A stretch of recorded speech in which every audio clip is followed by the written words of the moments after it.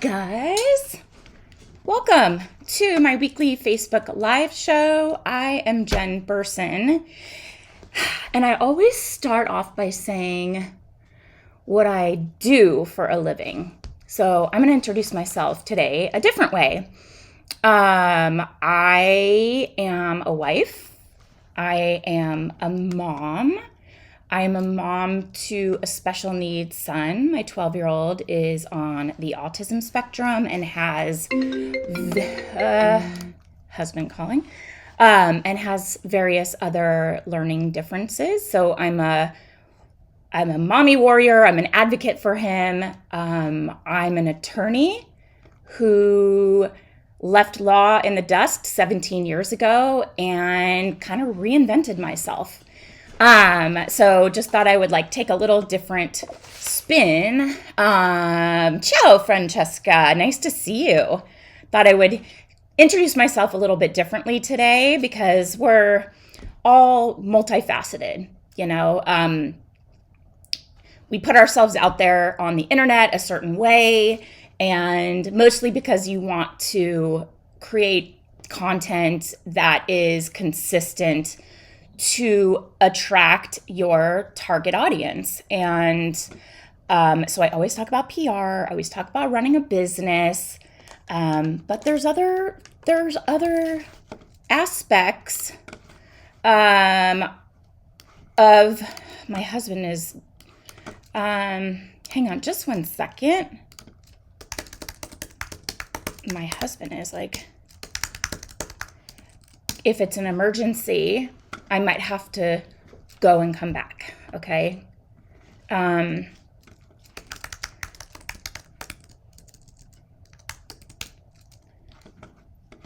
Let's see what he says. Wow, timing is not great.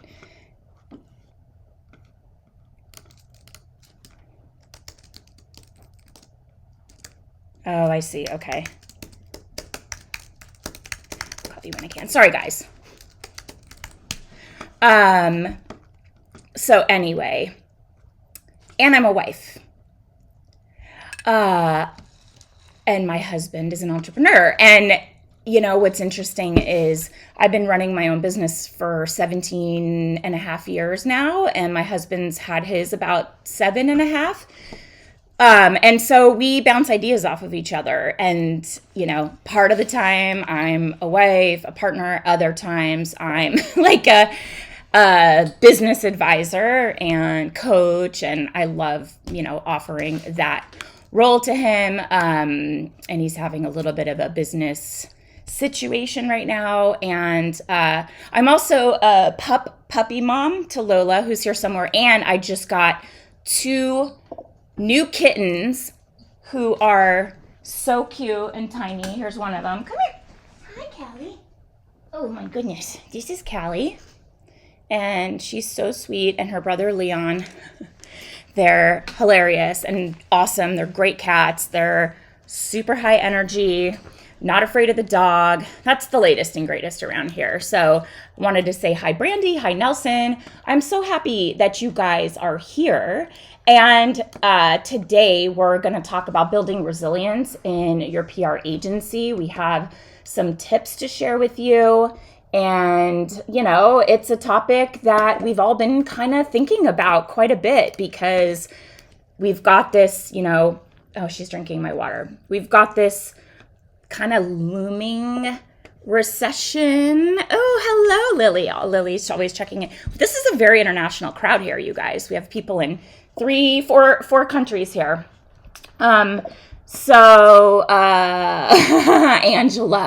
Angela, you're so funny, but you obviously do, and you have more than you think. She says, I don't even have resilience in my personal life. But we want to talk about kind of recession-proofing your agency. We want to help you build a business that will sustain even if economic times are bumpy. I know most people have spent the last few months kind of afraid, or at the very least, aware of the possibility of a recession. Some may say we're already in one. We've been in one for quite a while, but nobody has officially declared us to be in a recession yet, but the signs are here. Now we have high inflation rates. We have low consumer optimism, kind of heavy selling off of stocks and big drops in the market. My husband opened up the app yesterday for the stocks and everything was red all the way down the board. And I'm like, that's not a great way to start the day. And he goes, we got shellacked. Not good, right? So heavy stock market sell-offs and drops. And then, of course, the labor market has seen some shifts and some massive layoffs. So it's never good news to be entering a recession. Let's try to look for the bright spot. We have time to prepare ourselves and our businesses to weather the storm. And so let's talk about it. Let's talk about how to prepare your PR agency for potentially upcoming recession or economic depression, whatever they've been calling it, to try to not use. Hi, she's like half under the computer. I don't know if there's room for her down there. She's licking. She's so cute. And the little one is orange. The other one, the brother. So this is Callie, and then the other one is Leon. They're so cute. Hi. So we'll talk about how to prepare your business. And you guys, as you're listening in, and I appreciate so much that you're here and so much that there are consistent, repeat guests like Nelson and Angela, Brandy, Francesca, and Lily. Like, it's awesome to see familiar faces. It makes me so happy to know that I'm not just talking to myself. So if you guys have any questions about anything, drop them here. It could be about anything at all. And we'll just chat about it like that. But we're going to dive into this. So what even is a recession? It is, and Serena, hi. A recession is a significant decline in economic activity. It's spread across the economy, and it lasts more than a few months. They've been worldwide in the past. They have far-reaching impacts on society and can lead to financial problems for organizations, businesses, and individuals. And, we have seen economists and the Fed work on measures to kind of improve the recession or the economic situation so that we don't go fully into a recession. They've improved their skills at predicting recessions, but they haven't seemingly improved the severity and the length of recessions, at least in predicting them. So it's difficult for business owners and individuals to prepare on short notice. So we want to look at these signs, see the writing on the wall, and take action so we're prepared. So I have 7 tips for you, we're not doomsdayers. We're strategic business owners who see something on the horizon and take action. And whether or not we go into a long-term, full-blown recession, these are still steps that you take in your business to be more efficient, more resilient. And so regardless, it's a good, kind of plan. So number 1, you're going to look for spots. Here's the other pet, Lola, where you can be more efficient. So if your instinct is, and you can see her little fluffy tail, your instinct might be to try to cut costs right away. That might seem like something that, maybe if there's glaring things in your business that you can go without, then maybe trimming and cutting costs is a good idea. But don't lay off your best employees or jump the gun on making huge cuts. Instead, you're going to look for ways to improve your efficiency. So some examples are you spending too much time on something every single week? Give me 1 second, I'm going to open the door. Oh, you know what? I can't because the cats will run out on the balcony. So if there's something like a task you're doing and you're repeating it every single week, or it's something that you personally are spending too much time on, and it's like a process or some kind of system or a task in your business that's like over and over again. It could be like customer acquisition, or it could be something around reporting or building strategies or whatever. If you're spending way too much time on something every single week, can you invest a little money in software that could automate it? That'll save you and your team tons of time. She's barking at the cats. So the other thing, like I said, reporting. If reporting is causing you huge headaches, can you streamline your systems and create more actionable reports, which will help boost client confidence during this rocky period? Making reports, things that are recommending, maybe it's quarterly or something, and you're recommending certain strategies to them based on what you've experienced with their results. You're reporting the results and kind of showing how they can take action in their business based on what worked or what didn't work. And you want, your clients to feel more confident in having you support them so they can weather this rocky period. And you're offering up your professional insights based on, even no results is information that you can glean in order to, let me see if I let her out. I can keep an eye on the kitties. Hold on one sec. Here, you want to go out?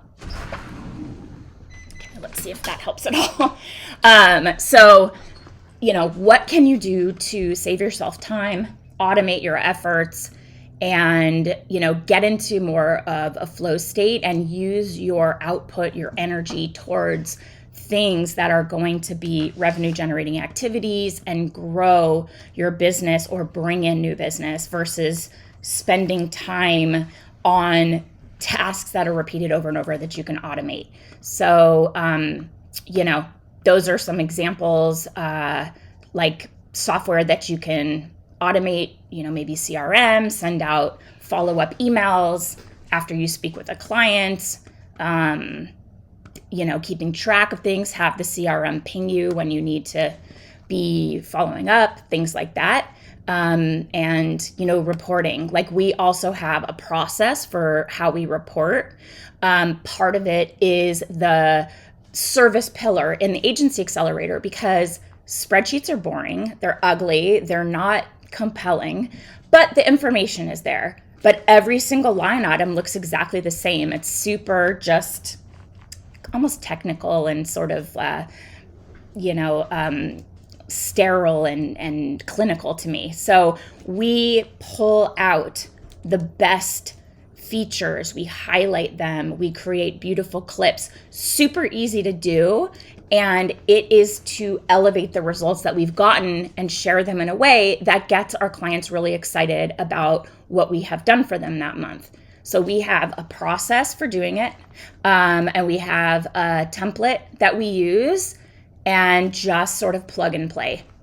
And the team will get it mostly ready. And then actually nowadays they're sending it out themselves because it's like systematic how we're doing them, that they know the drill, and they just send them out. And clients are like, great month. It's great.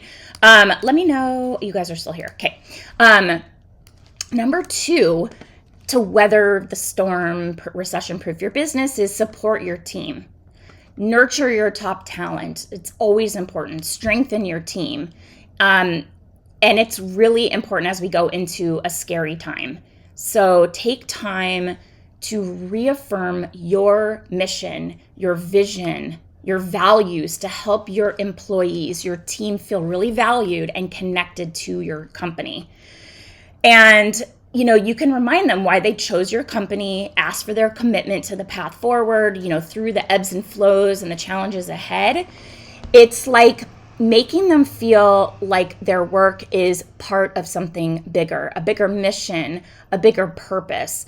And when employees feel connected to a larger purpose during economic hardships, they're more likely to stay committed to overcoming challenges as a team. So if the work is a little bit slower, getting them to kind of see that the mission and the vision of the company is to help our clients weather the storm and provide them the best most up-to-date strategies that are actually moving the needle these days, and to be an extension of our clients' teams, and to support a certain type of business that we truly believe in. And when things kind of ebb and flow, they're like, I really like, part of what is one of my values as an agency, and what I teach in the Agency Accelerator and all my, stuff that we share, is this feeling of being in control of your time, flexibility, working with clients you love and that you truly believe in. And that's a value to me that's extremely important. And I want my team to feel that same level of autonomy and control over their time and schedule. So I like to remind them, it's a challenging time right now, but I really value the work that you contribute to our clients and to our agency, and the flexibility that you're able to experience, I know is really beneficial to you as a mom, as a really busy mom, or so you can take on other projects or write that book you've always been looking to write. So that's something that's core to our business, and I'm so glad that you have that autonomy in your personal life too. And just remind them, like, we are here to support these clients. We know the founders. We love being a part of their business, and we can help them weather the storm. Hi, Natasha. So help your employees feel connected to a larger purpose. Good luck with your presentation. I know you'll crush it, like always, per usual. So let us know how it goes. And that's number 2, helping your employees feel supported and stronger as a team and appreciated. Their efforts are invaluable to the success of your agency. Number 3 is be adaptable. Sometimes client messaging may need to shift quickly when changes occur. You have to stay flexible. We've seen it for years. It's nothing new. Don't get overly attached to your plans. You can make plans.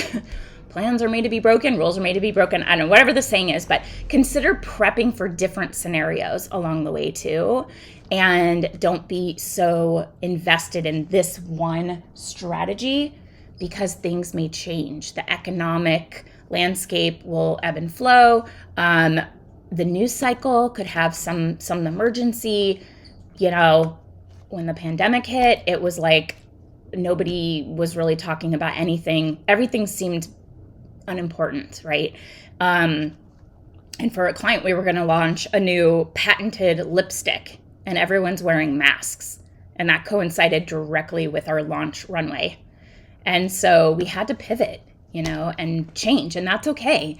And that will help you, be kind of resilient. You're going to need to be sensitive to changing priorities with your clients and tailoring your message and outreach to reflect the impact of this potential impending economic crisis. So our work should reflect the world we're living in, and you can adjust based on what's happening. So if you're pushing more luxury products, let's say, in a recession, maybe you focus more on the practicality, the quality, the timelessness versus the price. Because my whole lunchbox angle went out the window once pandemic hit. Backpacks, Angela. I had a client with backpacks for back to school, and we're like, well, looks like no one's buying a backpack this year. So I get it. It's like cool.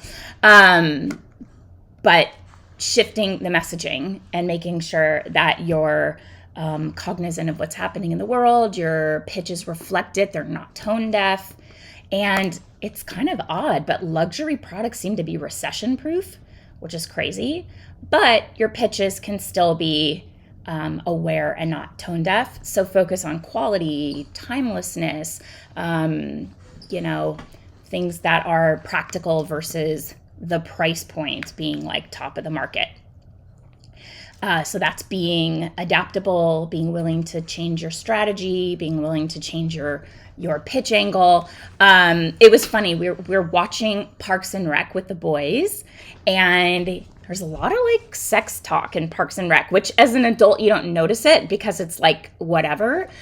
But as a kid, it's like, watching it kind of with a kid through a child's eyes, I'm like, oh my God, like they're talking about this all the time. And so anyway, Leslie was running for city council, and Ben was her campaign manager, who is also her boyfriend. And speaking of like preparing for any scenario, she asked him to write a victory speech and a concession speech. And then ultimately, I hope I'm not spoiling, but she ends up winning.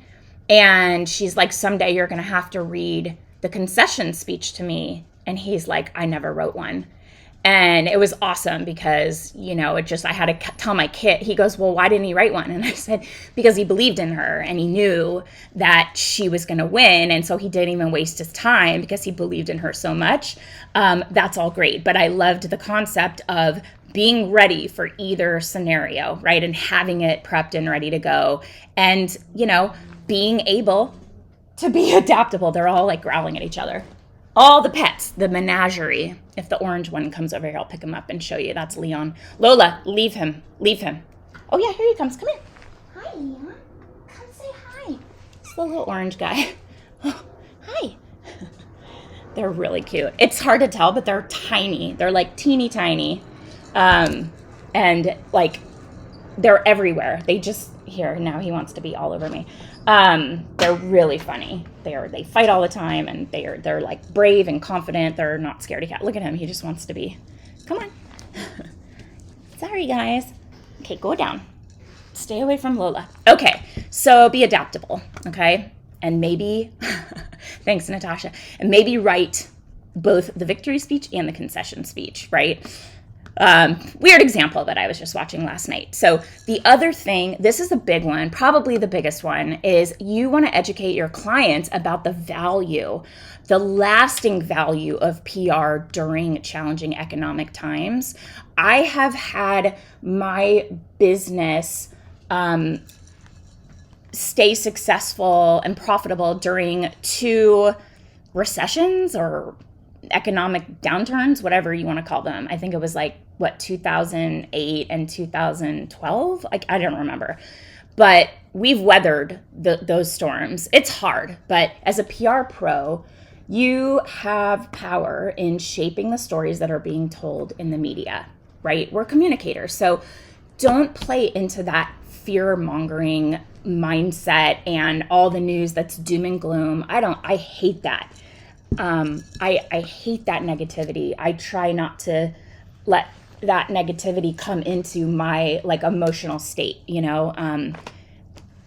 like I choose to seek out the news in the way that I want to see it, just neutral, and only the things that I need to learn more about. You find out about it anyway, but not having local news on because it's so negative and depressing. But I don't love having that, and we're not going to play into that fear mongering. So you want to avoid divisive language or panicking your clients with fear-inducing language about the recession. And you want to focus on shaping reader or consumer relationships with your clients in positive ways as you pitch the media during this time. One of our biggest fears as agency owners is that the recession will cause you to lose your clients and therefore your income streams. Oh my God, you guys are everywhere. Now they're all hissing. But I had found that we were able to show clients that they were going to come out on top ahead of their competitors if they kept their investment in PR because it's brand awareness. So it's a time when you have to make sure your clients understand the enduring benefits of PR even during a recession. It is a time when companies will pull back and they're going to cut costs on marketing, advertising, all of that. But we know that companies, it's been shown over time with the other periods, like I mentioned, 2008, 2012, was it? Yeah, something like that. That companies that stay consistent tend to survive better. They stand out. They keep their customer base. And we know PR is also more important than ever during a time of crisis. So you'll be able to create a voice for your clients and speak directly to their audiences with clear messaging that will resonate with them.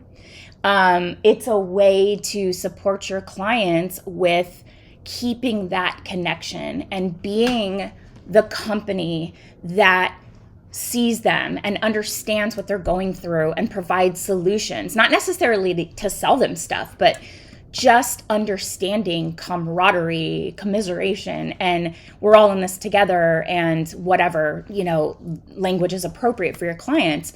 But our business weathered the storm because our clients, and the pandemic, Francesca saying this is crucial during the pandemic, many cut their budget, but those who stayed managed to make it to the other side. Hi, see this little boy? And yeah, that's right. I mean, I had my biggest client of all time, a multi-billion-dollar publicly traded company, declared bankruptcy at the beginning of the pandemic. And hi, what are we doing? It was no surprise. It had been on lists of companies that were essentially swirling the drain. It was oftentimes on those lists, number one. The pandemic just was the flusher that got them going, down the drain. And that really sucked. And I'm very lucky because they paid me totally before they declared bankruptcy. And then I would be a creditor, and I would be waiting in line behind probably thousands of other creditors. And I'm so lucky. I just feel so grateful. But that was a situation, and it was my biggest retainer I've ever had, like multiple 5 figures. So it sucked and it stung, but it's nothing personal. And, my company survived and theirs didn't, which is really crazy to think. But, other clients of ours, I wouldn't say they doubled down, but they stuck around and they saw the value of what we were providing to them, helping them navigate those challenging. It wasn't even just that there was a economic downturn. It was like a really challenging time to communicate with the media because we wanted to be sensitive and we wanted to talk about things that were relevant to the pandemic. And it was like kind of hard to fit our clients into that narrative. And here's what Nelson says: the companies that don't keep doing PR during a recession will get left behind and get forgotten about. That is the time to make a lot of noise and get noticed when everyone else is not. That's exactly right. It's exactly right. And that's what we had seen. And there were studies around, I think the 2012 recession, where it was really clear that the companies that cut costs and advertising, marketing, their promotional budgets were cut in a cost savings effort led to them losing revenue. So maybe they had some cost savings, but the offset of lost revenue, because there was zero brand awareness, was way more of a negative impact than, oh, you're so cute. Then it was way more of a negative impact than it would have been had they kept that expense and just kept their brand top of mind while their competitors cut back. It's probably, like Nelson saying, the best time to double down and get that market share away from your competitors who just cut their budgets. Okay, so helping your clients navigate a crisis, creating a voice for them where clients, their audiences will feel supported, heard, seen, valued. It'll resonate with them. Get your paws out of my water. Ugh. So that's number 4. You've got to educate your clients about the lasting value of PR during an economic downturn. Jeez, do you see this? Here, go over here. He's flinging water everywhere on my desk. And now I can't really use my mouse. Okay, go over here. Get out of here. God, these cats are like little weasels. Okay, number 5 is kind of counterintuitive. But consider raising your rates now before a full recession hits. You know, you can raise your rates any time in your business, and it's up to you whether you do it for your current clients too. This is a disaster. Okay, here, go down. He's flinging water everywhere. And I can't use my mouse because it's all wet. Okay. Or just for new clients. So you can decide, is it across the board? Is it for new clients? If you have clients with contracts, maybe they're about to come up for renewal, consider using that tactic to ensure that they renew and stay on over the next 6 months. So it's like locking in a preferred rate for that next contractual 6 or 12 month period, because your agency is raising rates and you're going to allow them to lock in their rates. You can say something like, you know, hi client, I've loved working with you over the last 6 months or year or whatever. And I'm really excited about the momentum and the results that we're generating. And I wanted to reach out as your contract is about to come to an end. And of course, in the Agency Accelerator, we provide you with a retainer contract template that is based on all of the scenarios and all the like wacky things that have come up in our time running our business, and kind of protects you from all of those, you know, potential scenarios. But we also have a rollover, you know, period. It just like extends month to month. So you may be in that month to month period, or you may be approaching the end of that 6 months. Either way, that's a good time to bring it up and say your contract, your 6 months is like winding down, and our agency has recently increased our rates for, you know, our new contracts or our contract extensions. But as a current client, if you're willing to sign on for an extension for another 6 to 12 months, I'd be happy to honor your current rate and lock you in. And that's a really good incentive to lock in those contractual obligations with your clients so that there's income that you can, there's income that you can count on. That's what my goal is for you, for me, for everyone. Consistent, predictable, recurring retainer income, right? So having those retainer agreements, now there's a dog here, having their retainer agreements locked and loaded for a certain period of time, and also making sure that they're kind of staggered, because you certainly do not want your contracts to all come to an end at the same time in case somehow there is a mass exodus. That's not going to happen, but that would totally suck. Hey, animals, please find a way to get along. Okay. So look at that as an incentive, bring it up to your clients, and we're doing that with a client right now. I have my, my addendum to the retainer agreement for public relations services. So we are going to send that out today, lock them in for another 6 months, and you don't have to change your contract, or even all of the other terms still apply. This is an in writing, oh shoot, she spilled it. Ugh. This is an in writing addendum so that it will extend that term of your original contract. So you don't have to send a whole other retainer agreement. All those other terms have been negotiated. This is just the monthly fee, the period of time, and maybe this one that I have as an example for my business is actually extending the services and adding fee. It's not increasing our foundational kind of retainer fee. It is adding more services. So I describe those services and the scope and the fee for each section. So if they cut, you know, one's a project fee, one's an ongoing monthly fee. So we can show them, you know, or like, for example, one of them was for a launch and the launch was delayed. So we were willing to cut out that additional fee for the launch of that product.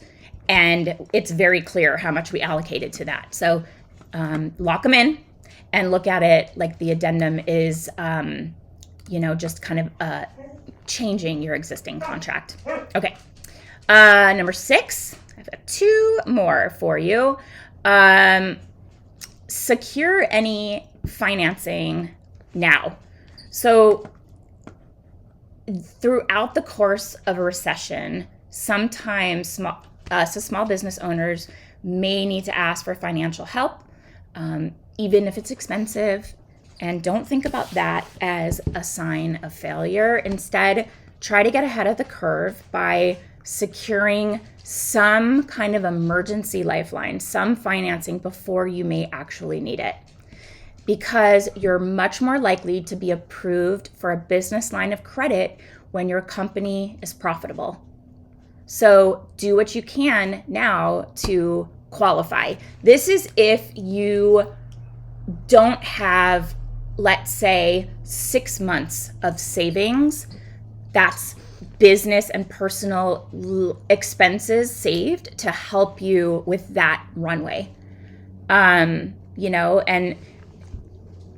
it's not, like I said, it's not a sign of failure. It's a protective measure. I'd rather have you have a business line of credit than start putting everything on credit cards with huge interest rates. Your credit cards should be paid off every single month because those interest rates are horrible. I mean, they're a killer. And you should definitely not just paying the minimum on your credit card. You should look at your credit cards like they are rewards cards, and you're using them simply to keep all of your expenses in one spot. You can have a personal card and a business card, and you can see all of your spending. It'll be organized nicely, and hopefully you're using a card with some really good rewards, like Chase Inc. I get great cash back on all my Facebook ads. It's a really good business card. I have an Chase Amazon card because I spend unfortunately, so much money on Amazon that I use that for personal stuff. If I can, I pay my team on a credit card, but I'm only spending money that I actually have, and we pay it off every single month. So you get the benefit of the points, the miles, the cash back, or whatever. Sometimes they have a fee, and you can justify the fee. Like one of my cards has we got international travel status somehow, which costs $100. They reimburse that as part of the fee. There's a couple other benefits. Sometimes you get lounges at airports by being a card holder. So think about that. Oh, really? Wow, Alyssa, that's crazy. Oh, congrats on buying a house. That's wonderful. The mortgage lender, yes. So they want to see credit utilization. Actually, that's kind of interesting because they want to see, let's say you have $50,000 in credit on all your credit cards. When your utilization is higher than normal, your credit score goes lower. At least I see that this another benefit of Chase is that they have your credit score, and it'll show you every month if it goes up or down and why. Hi, little kitty right here. So, hi. That's interesting. We pay off our cards every single month. I'm not trying to buy a house, but keep that in mind. Credit cards have ridiculous interest rates, and you buy something for $100, you end up paying $300 for it over time or whatever. So only spend money you actually have, but try to have some savings. And if you need a line of credit, now is the time to secure any financing because it's going to be harder to qualify in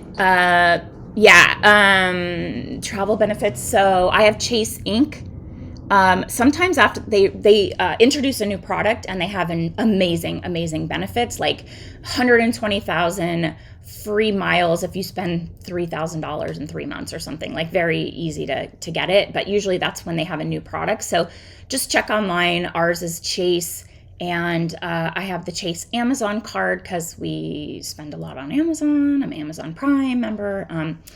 And then I have the Chase Inc. because they give me my business expenses. I get 5% cash back on Facebook ads and some other things and the travel benefits are very good.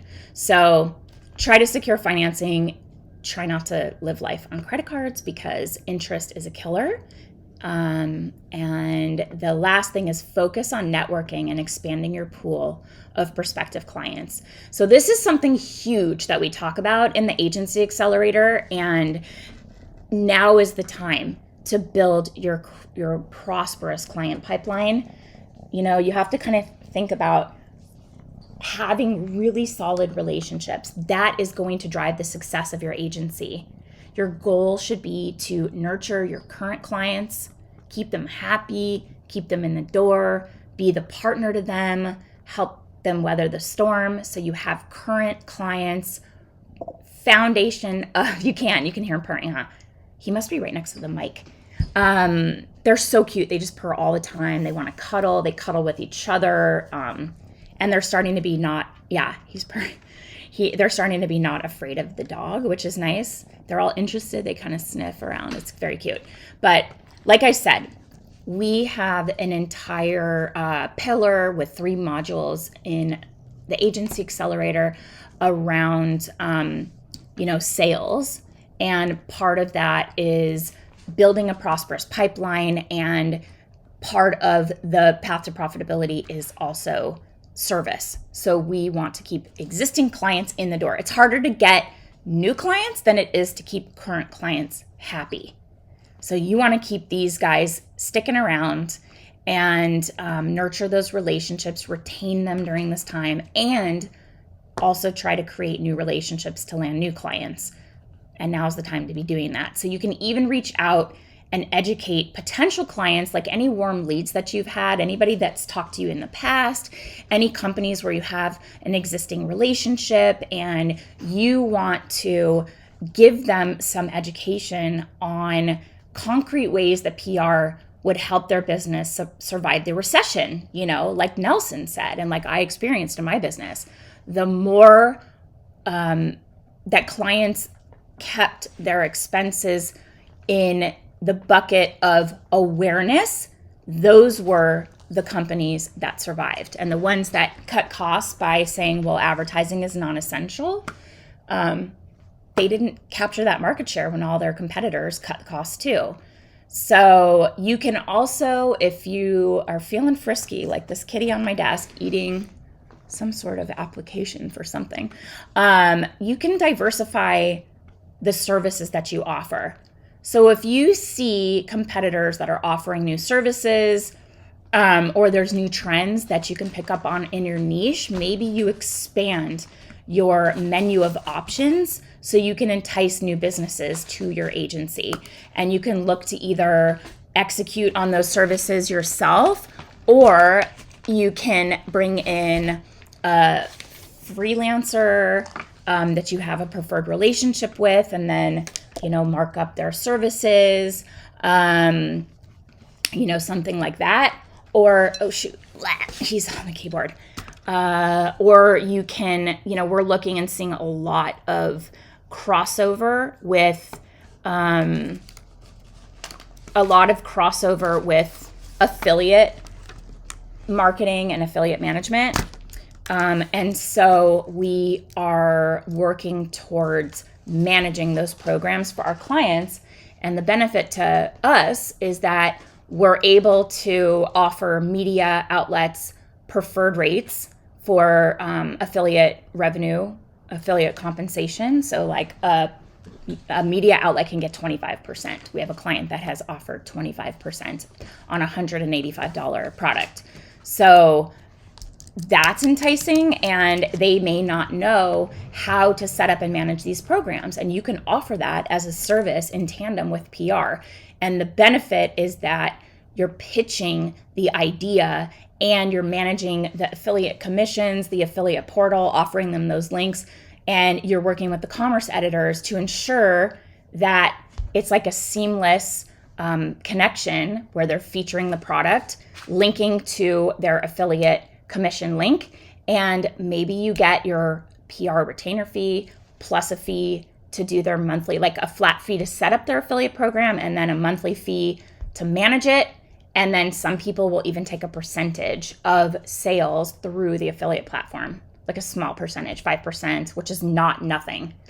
So keep that in mind. That's one additional service, and a lot of ways that it's very helpful for clients, because that's also so enticing for the media, for the clients and the media, because they want, maybe you can hear him again, Francesca, he's right there. You can offer them this.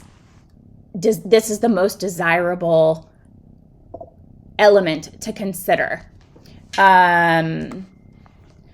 Alyssa, we are working on building out a program that's going to be separate, because it's a service. It's more like the pitch lab. It's like the execution of the service, not the running of the business, which is Agency Accelerator.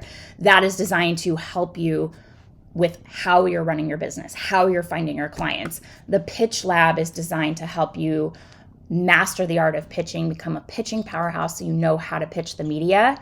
And the affiliate program that we're building, we're still working out the details. I have my notes up on my desktop, but that would also be kind of more in line with the pitch lab. And we also have 2 master classes already loaded in the pitch lab that talks about affiliate marketing. One is the one that I taught, and one is a discussion with Bryce Gruber, all about how affiliate marketing works from the editor's perspective and what they're looking for, what their considerations are. So it's really eye-opening. That's a masterclass inside the pitch lab. Hello, you're so cute. Hi. Okay, and then the next is the last is we said that. Oh, sorry, we got that. Blah, blah, blah. I covered them all. Let me recap. So how to prepare your agency for a recession. Number 1, look for spots where you can be more efficient. Maybe you're investing in an inexpensive software that'll save you time. Time is money.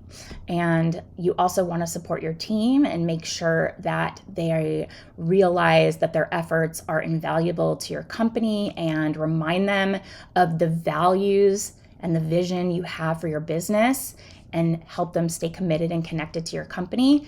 Number 3, be adaptable. That means changing messaging. That means changing your strategy, being flexible on those things in case different scenarios come along the way, so you're prepared and you're not scrambling. Number 4, educate your clients about the lasting value of PR during this time.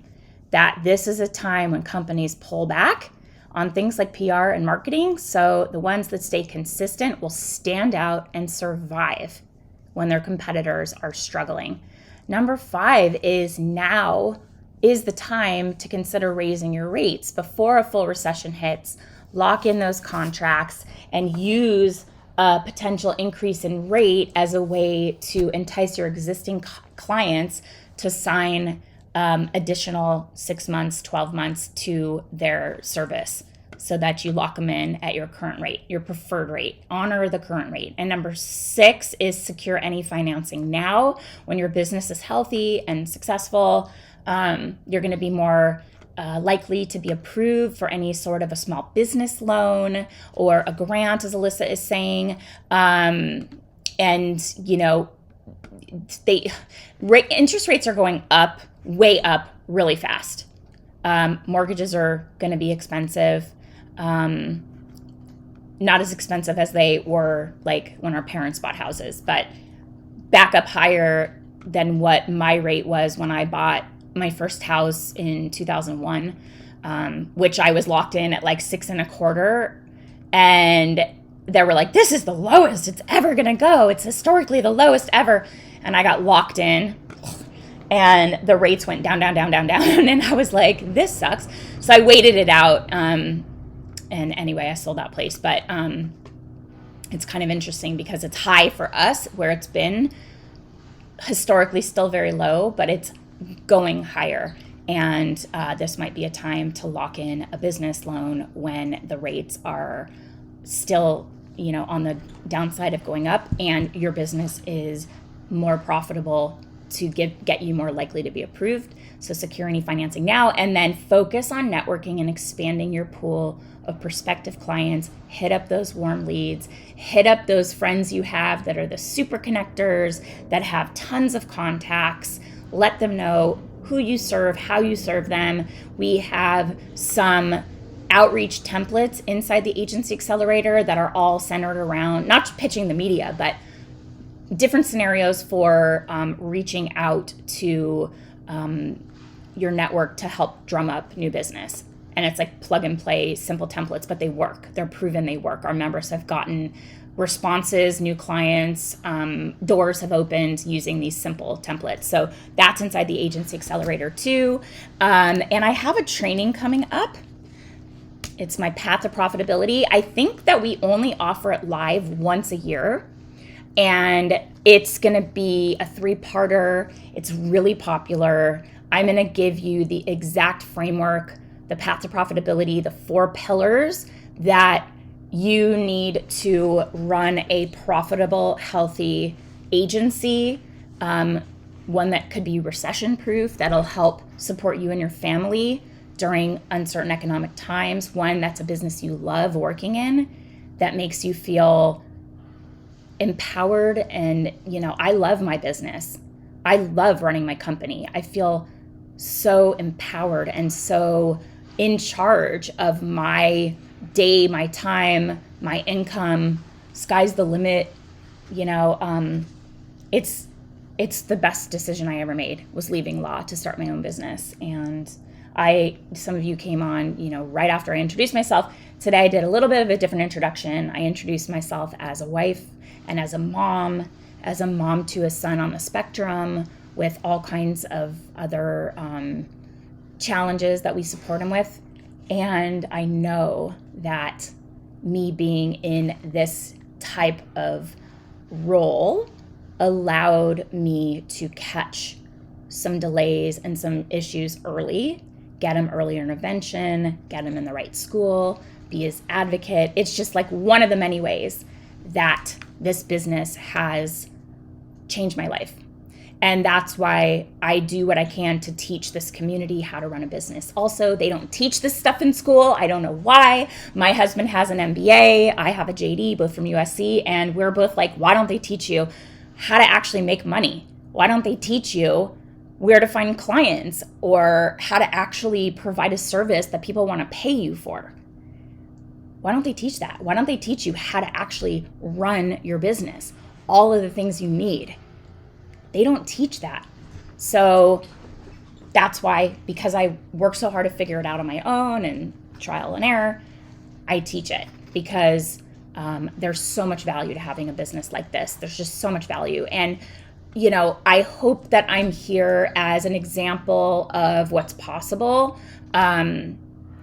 Just in terms of being a mentor, find somebody that has done what you're looking to do, because they've charted the path, they've paved the way. And if they're open and sharing, you can just follow along and do what they say and get there faster and have results quicker and have more success early on, because you're focusing on the right things at the right time. So whether it's me or someone else, having a mentor that has the kind of life, the kind of business that you are looking to have, it shows you what's possible. So it should be inspiring. It should be something that you say, if they did it, I can do it too. If I can go from being an attorney with 0 PR training, contacts, anything like that, and start an agency and work with billion-dollar brands, multiple billion-dollar brands, 3 different billion-dollar brands in each of my niches, and just love my business and make great money, make more money than I ever made or probably would be making as an attorney, doing it on my terms. If I can do that, and you have even one day of PR experience, or you've worked or learned anything about PR, you're already better off than I was, right? And you have access to all this training, whether it's our free content, which we have hundreds of hours of free content that's all searchable. You can check my YouTube. We have a podcast. We just had a new episode drop on Tuesday. This is Leon. He's my little new boy kitten. And Callie, I don't know where she is, but I hope she didn't go on the balcony, which is a little scary. So let me serve as evidence of what's possible for you, because, we're going to give you a roadmap for that. So if you're ready to start your path to profitability, sign up for this live video training series. It's going to be happening really soon. And I'm going on a little quick trip. I'm going somewhere that's probably going to be... Kitten's gonna kitten, right? That guy just knocked all my stuff, my like planner and everything off my phone. I'm going somewhere cold. I'm going somewhere very beautiful. I'm going somewhere that we have planned this trip many, many times and had to cancel it for pandemic-y type reasons. And I'm very excited. A little quickie, and I'll be back next week for my Thursday show. So I hope you'll join me then. I'll stay on for a minute or two if you have any questions or even guesses on where I'm going. I don't like to say online or ever post when I'm away but there's going to be people in my house. So it's not like the house is going to be empty. We have our help is coming to stay here, and the kids will be here, and the dog and all the cats, all the people will be here. But any guesses? Somewhere very beautiful, turning cold, lots of hiking, lots of trees, lakes. Anyway, that's what I have for you guys today. Sign up for the Path to Profitability. It's free. It's really good.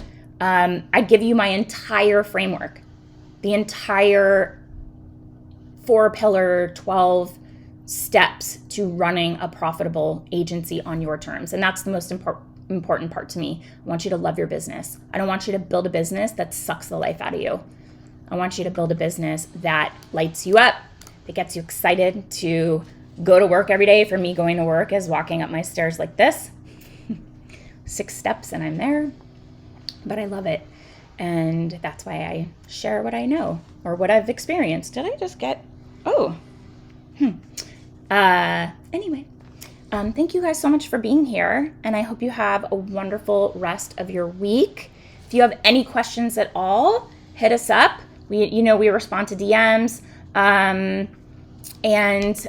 sign up for the Path to Profitability. Even if you've gone through it before or you're in the Agency Accelerator, it's a great reminder. It's just like a really good, there's good content there. Francesca, thank you for being here. Ciao. Any questions at all, hit us up. I really value you guys. Go and do one thing today that will make you feel happy. One thing, whether that's buying yourself a bundle of flowers or getting a smoothie, or maybe it's calling a friend just to say hi, or sending a text to somebody to let them know how much they mean to you. Happiness is a choice. And when you choose to do things that bring you happiness, you are adding to the level of happiness you feel in your life. And it could be a simple, small thing, but even if you buy yourself flowers or a plant, a succulent or whatever, every time you walk by it, you'll remember that you just did that for yourself for no other reason, but just to bring a little joy into your life. So choose one thing that makes you feel happy. I already took Lola for a walk, and she loves going on walks. She has all her places she visits, all the pets that she says hi to, and I love getting out and getting fresh air. I got 30 minutes of exercise. I live in the hills, so it's definitely like exercise when you walk up the hill. And that brought me so much happiness. And of course, I love my Thursdays. I love connecting with all of you. We have a mixer tonight for members of my programs. Anyone that's in any of our current members of our programs, we'll see you tonight at our little happy hour mixer, and I love connecting with all of you. So I just choose to find ways to bring just joy and happiness into my life, and I hope you do that as well. Hit me up on Instagram and let me know how you are choosing happy today for yourself. Simple. This one, Alyssa likes my necklace. So it looks like the Stephanie Gottlieb. Oh, good. It's the rose gold with the diamond pave, but my best friend got it for me in downtown LA. So I'm glad you like it. And then this one is stars. I had it made from a jeweler that my husband bought me something and I already had it because he had already gotten it for me, but he forgot. It was very weird. Anyway, I had credit at a jeweler and I wanted a star necklace. So we took a bracelet and we made it into a necklace. And my bestie got me the heart from downtown, but it's literally the exact Stephanie Gottlieb. So if you're interested, I know for sure she would have it in 3 different sizes, maybe 4 sizes. But anyway, thank you. I appreciate that. Go be happy. Put on jewelry. Gottlieb. Go eat off the good china, right? Drink out of like a champagne glass or something, like little celebratory things, okay? Go have fun. Choose happy. And I'll see you guys soon. Ciao.